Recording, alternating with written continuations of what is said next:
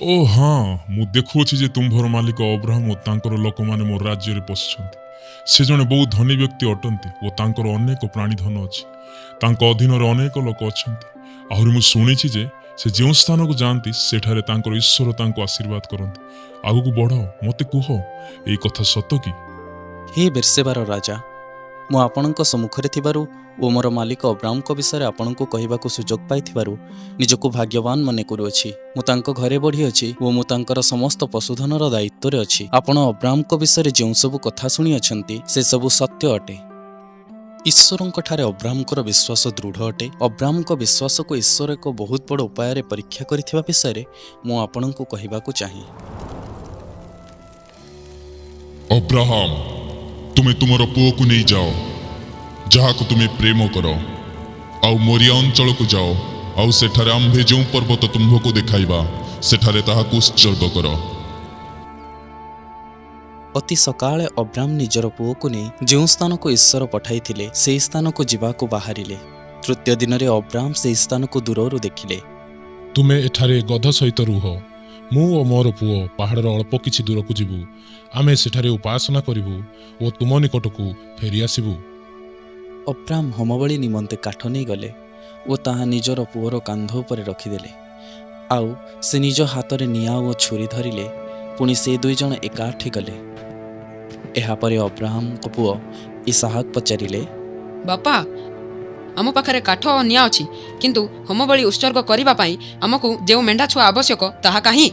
ମୋର ପୁଅ, ହୋମବଳି ଉତ୍ସର୍ଗ କରିବାକୁ ଈଶ୍ୱର ନିଜେ ମେଣ୍ଢା ଛୁଆ ଯୋଗାଇବେ। ସେମାନେ ଦୁଇଜଣ ଚାଲିବାକୁ ଲାଗିଲେ। ଯେତେବେଳେ ସେମାନେ ଈଶ୍ୱର କହିଥିବା ସେହି ପର୍ବତରେ ପହଞ୍ଚିଲେ, ଅବ୍ରାମ ଏକ ବେଦୀ ତିଆରି କଲେ ଓ ତା ଉପରେ କାଠ ରଖିଲେ। ଏହାପରେ ସେ ନିଜର ପୁଅକୁ ବାନ୍ଧିଲେ ଓ ବେଦୀ ଉପରେ ରଖିଲେ। ଏହାପରେ ଅବ୍ରାମ ନିଜର ହାତ ବଢ଼ାଇଲେ ଓ ନିଜର ଛୁରୀ ନେଲେ ଓ ନିଜର ପ୍ରିୟ ପୁତ୍ରକୁ ବଳି କରିବାକୁ ପ୍ରସ୍ତୁତ ହେଲେ। କିନ୍ତୁ ପ୍ରଭୁଙ୍କର ଦୂତ ତାଙ୍କୁ ଡାକି କହିଲେ, ଅବ୍ରାହମ, ଅବ୍ରାହମ, କୌଣସି ପ୍ରକାର ପିଲାଟିର କ୍ଷତି କର ନାହିଁ, କାରଣ ଏବେ ଏହା ସ୍ପଷ୍ଟ ହେଲା ଯେ ତୁମ୍ଭେ ଈଶ୍ୱରଙ୍କୁ ସମ୍ମାନ ଦେଇଅଛ, କାରଣ ତୁମେ ତୁମର ଏକମାତ୍ର ପୁତ୍ରକୁ ସୁଦ୍ଧା ରକ୍ଷା ନ କରି ଆମ୍ଭ ନିମନ୍ତେ ଦେଲ। ଅବ୍ରାମ ଅନାଇଲେ ଓ ଦେଖିଲେ ତାଙ୍କ ପଛରେ ଗୋଟିଏ ବୁଦାରେ ଏକ ମେଣ୍ଢା ନିଜ ସିଂହରେ ଲଟକି ଅଛି। ସେଥିରେ ସେ ସେଠାକୁ ଗଲେ ଓ ସେହି ମେଣ୍ଢା ଆଣିଲେ। ଅବ୍ରାମ ନିଜର ପୁଅ ବଦଳରେ ସେହି ମେଣ୍ଢାକୁ ବଳି ସ୍ୱରୂପେ ଉତ୍ସର୍ଗ କଲେ। ଏହାପରେ ଅବ୍ରାମ ସେହି ସ୍ଥାନର ନାମ ସଦାପ୍ରଭୁ ଯୋଗାନ୍ତି ବୋଲି ନାମ ଦେଲେ। ଦୂତ ଅବ୍ରାମକୁ ପୁଣି ଥରେ ଡାକିଲେ ଓ କହିଲେ, ସଦାପ୍ରଭୁ ତୁମ୍ଭକୁ କୁହନ୍ତି, ତୁମେ ଏଇ ଯେ କାର୍ଯ୍ୟ କରିଥିବାରୁ ଓ ନିଜର ପୁତ୍ରକୁ ସୁଦ୍ଧା ରକ୍ଷା ନ କରିଥିବାରୁ ଆମ୍ଭେ ଅବଶ୍ୟ ତୁମ୍ଭକୁ ଆଶୀର୍ବାଦ କରିବା। ଆମ୍ଭେ ତୁମର ବଂଶଧରଙ୍କୁ ଅତିଶୟ ଆଶୀର୍ବାଦ କରିବା।